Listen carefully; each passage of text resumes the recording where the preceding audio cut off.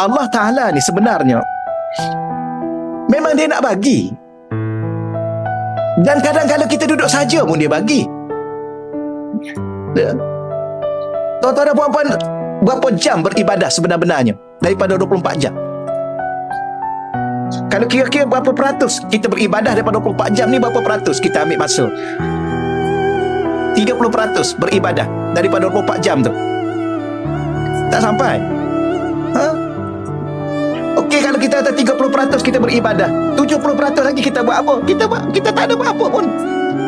Tapi kita dapat tak apa yang kita dapat? Banyak nikmat yang kita, sebenarnya nikmat pada diri kita ni tak pernah ada satu saat pun terlepas daripada nikmat.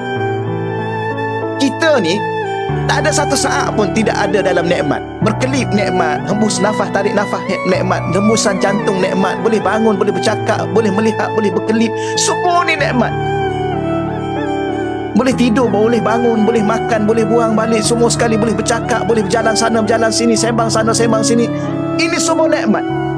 Ada anak, ada isteri, ada keluarga, ada jiran-jiran, ada kawan-kawan ni. Ini nikmat.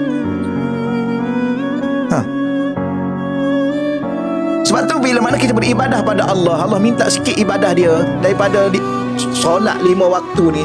1 waktu 5 minit aja Allah minta. Itu pun kerana Allah lah. Tak, itu pun kerana syurga juga lagi. Itu pun kerana pahala juga lagi. Tak salah. Yang ni yang kena ingat ni.